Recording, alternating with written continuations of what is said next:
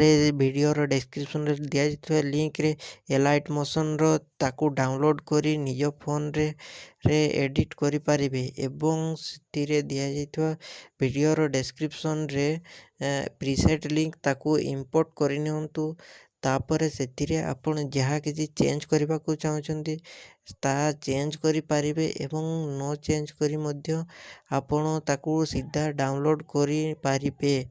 ଯଦି ଭିଡ଼ିଓଟି ଭଲ ଲାଗିଥାଏ ଚ୍ୟାନେଲଟିକୁ ସବସ୍କ୍ରାଇବ୍ ଆଣ୍ଡ ଭିଡ଼ିଓଟିକୁ ଲାଇକ୍ କରିନିଅନ୍ତୁ।